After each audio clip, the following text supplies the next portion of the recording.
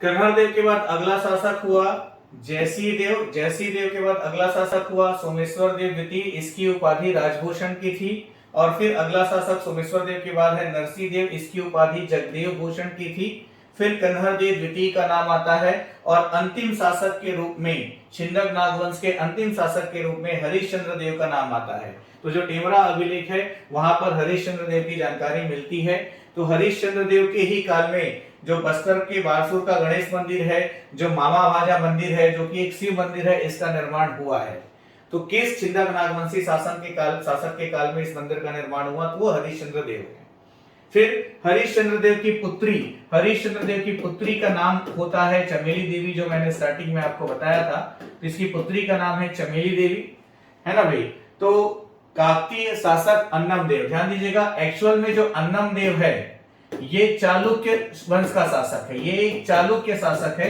इसका जो वर्णन है वो चालकी राजा के रूप में मिलता है। जो हल्वी गीत है उसमें अन्नम देव का जो वर्णन है वो चालकी राजा के रूप में देखने को मिलता है। तो अन्नम देव जो है अपने भाई रुद्र प्रताप देव जो था एक काकतीय शासक था, ठीक है।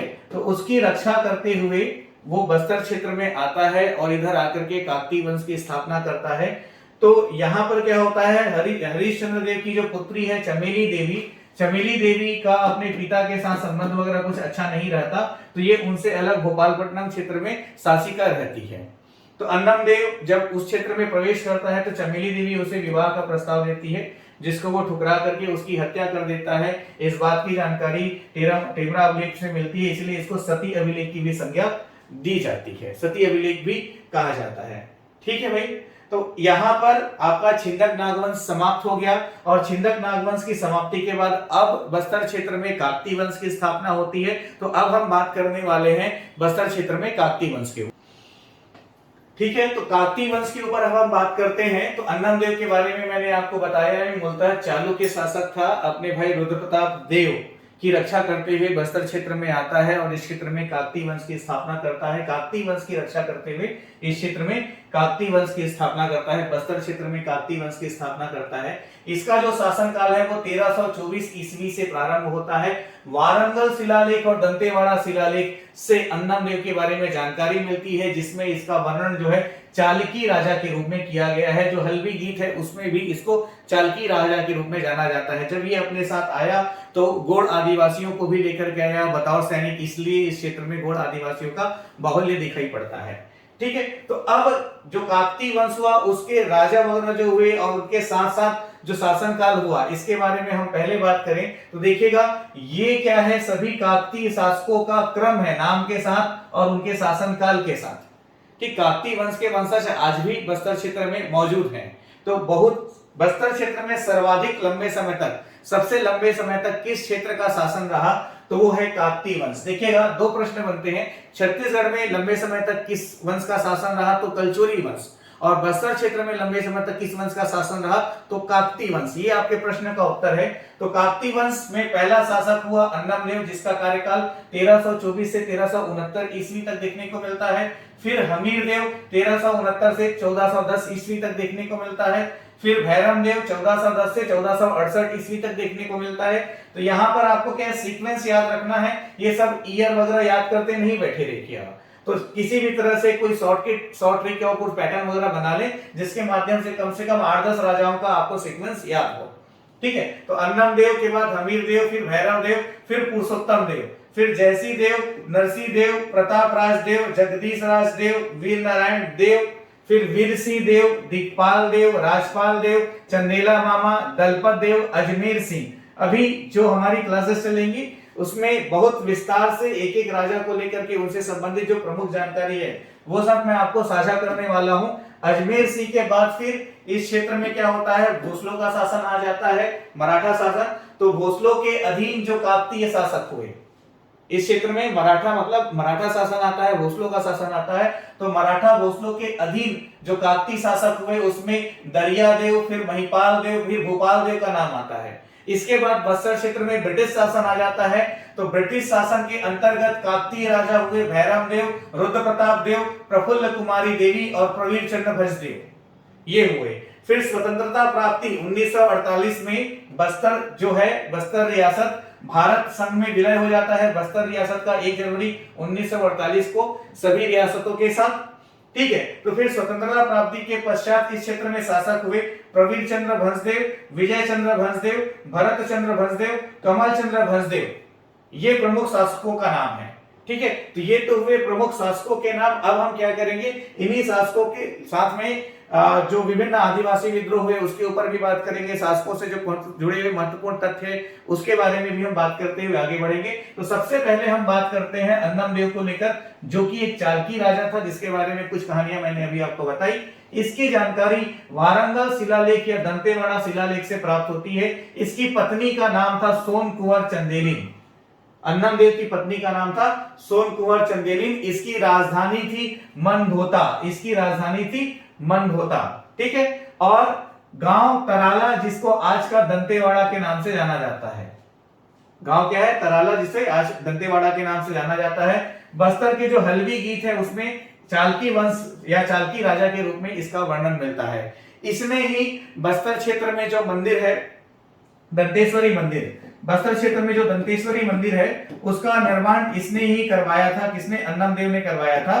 तो अब इसके बारे में बस्तर क्षेत्र में कुछ ऐसी कहानी सुनने को मिलती है कि जो माता है वो हमेशा अन्नमदेव के साथ रहा करती थी, अन्नमदेव के साथ चला करती थी। तो उनको निर्देशित किया गया था माता द्वारा कि तुम कभी भी मुझे पीछे पलटकर नहीं देखोगे, ऐसा करके। तो जो संकरी डंकनी नदी है ना, जिसके किनारे पर दंतेश्वरी मंदिर का निर्माण हुआ है, तो जब अन्नमदेव जाता रहता है, उसके पीछे माता रहती है, तो उसके पायल की आवाज आनी बंद हो जाती है जब वो नदी में प्रवेश करती है। तो पायल की आवाज नहीं आती है, तब अन्नमदेव जो है पीछे पलटकर देखता है और माता जो है गायब हो जाती है। कहानियों वाली बात है। ठीक है, तो इसलिए उसी स्थान पर वो, जहां से माता गायब हुई थी, उसी स्थान पर वो दंतेश्वरी मंदिर का निर्माण करवाता है। ऐसा उस क्षेत्र की कहानियों में अभी भी सुनने को मिलता है। तो ये कुछ प्रमुख बातें हुई अन्नमदेव को लेकर के। इसके बाद हम आगे बढ़ते हैं। तो अन्नमदेव के बाद अगला शासक हुआ हमीरदेव। हमीरदेव के संबंध में जानकारी उड़ीसा के इतिहास से प्राप्त होती है। कोई प्रमुख जानकारी हमारे पास हमीरदेव के बारे में नहीं है। फिर अगला शासक हुआ भैरव देव। हमीरदेव के बाद अगला शासक है भैरव देव। इसका दूसरा नाम भैराज देव भी मिलता है। इसकी पत्नी का नाम मेघवती था या मेघावती था। हमीरदेव के बाद अगला शासक भैरव देव का वर्णन मिलता है। इसका दूसरा नाम भैराज देव भी है। इसकी पत्नी का नाम मेघवती या मेघावती था। ठीक है, तो इनकी स्मृति में आज भी मेघी साड़ी या मेघई गोहड़ी बस्तर क्षेत्र में मिलते हैं। तो बस्तर क्षेत्र में जो मेघी साड़ी मिलती है, मेघई गोहड़ी जो मिलती है, वो भैरव देव की पत्नी मेघावती जो है उसकी स्मृति में मिलता है। फिर अगले शासक के रूप में पुरुषोत्तम देव का नाम वर्णन है।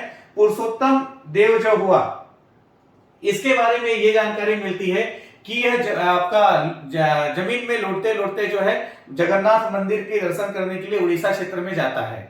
तो उसकी इस कार्य से वहां का उड़ीसा के जो राजा है वो प्रभावित होते हुए उसको 16 पहिए वाला रथ गिफ्ट करते हैं। ठीक है भाई, तो पुरी की यात्रा करने के कारण वहां के शासक द्वारा 16 चक्के का रथ गिफ्ट किया जाता है, भेंट स्वरूप दिया जाता है पुरुषोत्तम देव को। ठीक है, और इसकी उपाधि रथपति की उपाधि इसे प्रदान की जाती है। उस दिन से इसकी उपाधि रथपति की उपाधि हो जाती है। इसका जो शासन क्षेत्र था उसकी राजधानी बस्तर थी। और आज भी बस्तर में जो रथ यात्रा निकाली जाती है, उस रथ यात्रा का जो परंपरा है वो यहीं से ही प्रारंभ हुआ था। ठीक है, तो गोंचा पर्व रथ यात्रा के रूप में मनाया जाता है आषाढ़ शुक्ल पक्ष द्वितीय को, और यहीं से ही बस्तर के दशहरा की शुरुआत होती है, जो कि सर्वाधिक लंबे समय तक मनाया जाने वाली दशहरा है। 75 दिनों तक बस्तर का दशहरा मनाया जाता है, जो कि विश्व प्रसिद्ध है। ठीक है, तो जो रथ यात्रा है उसका श्रेय किसको जाता है? पुरुषोत्तम देव को जाता है। पुरुषोत्तम देव के बाद जो अगला काकतीय शासक हुआ वो प्रतापराज देव है।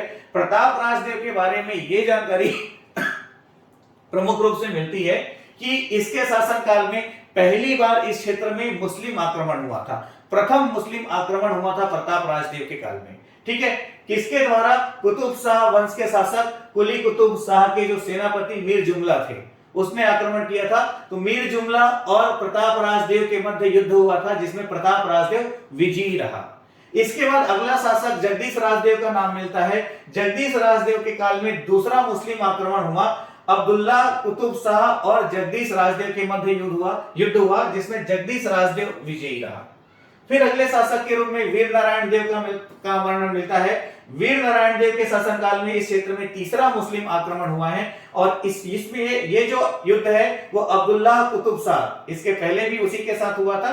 तो वीर नारायण देव का भी युद्ध अब्दुल्लाह कुतुब शाह के साथ होता है जिसमें वीर नारायण देव विजयी होता है। तो अच्छी बात यह है कि जितने भी मुस्लिम आक्रमण हुए पहले, दूसरे, तीसरे, तीनों में जो आपके काकती शासक है वही विजयी होते हैं। ठीक है। फिर अगले शासक के रूप में वीर सिंह देव का वर्णन मिलता है। इसने राजपुर का किला बनवाया था। किला या दुर्ग बोल सकते हैं, तो वो दुर्ग किला नहीं है नाम, यहाँ पर थोड़ा सा मिस्टेक है, ये दुर्ग या किला बोलना चाहिए। तो राजपुर का दुर्ग बोलिए या राजपुर का किला बोलिए, उसका निर्माण किसने करवाया है? वीर सिंह देव ने करवाया है।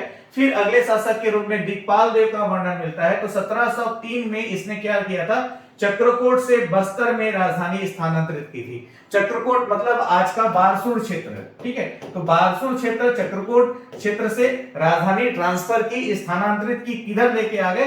बस्तर क्षेत्र में लेके आ गया। कौन लेके आ गया? दिक्पाल देव। तो दिक्पाल देव के बारे में ये ध्यान में रखना कि किस काकतीय शासक ने राजधानी परिवर्तित करते हुए बस्तर को अपनी राजधानी बनाई, तो दिक्पाल देव का नाम आपको यहां पर याद रखना है।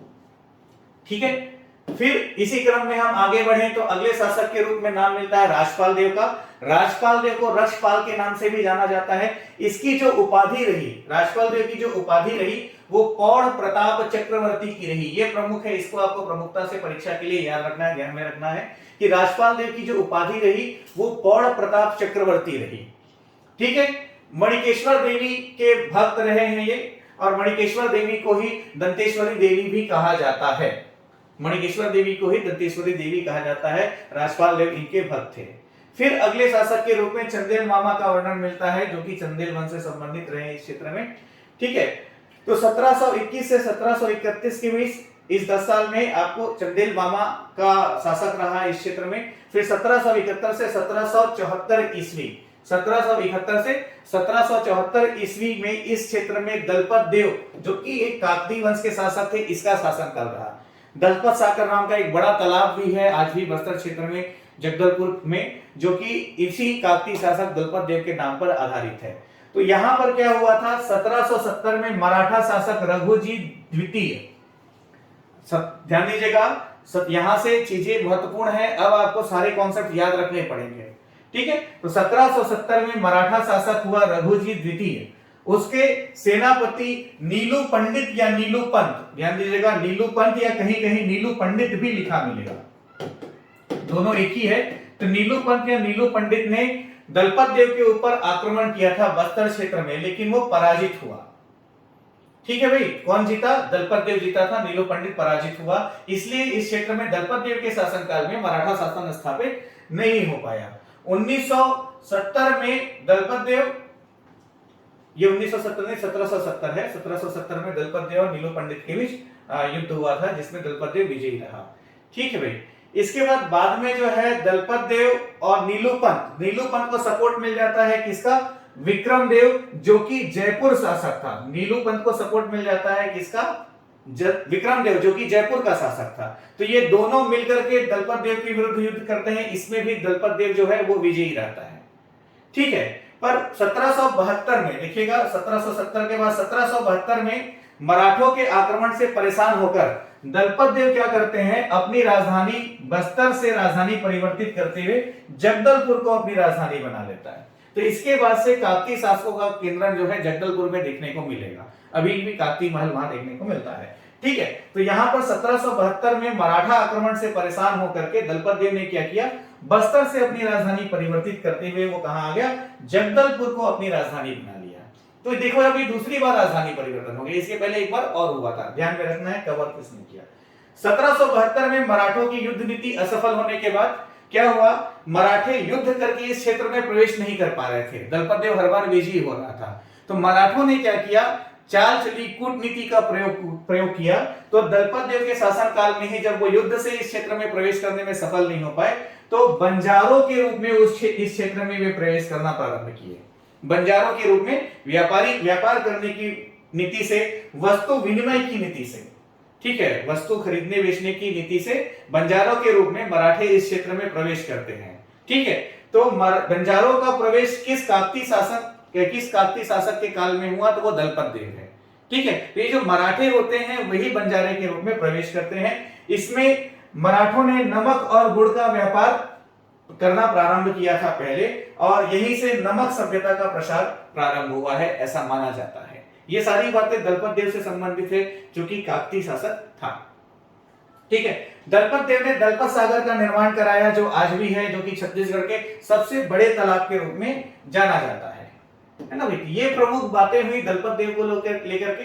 फिर दलपत देव से आगे की जो बातचीत है वो अजमेर सिंह को लेकर के है। तो अजमेर सिंह और उसके आगे की जो जानकारी है उसके बारे में हम अगले सेशन में बात करेंगे।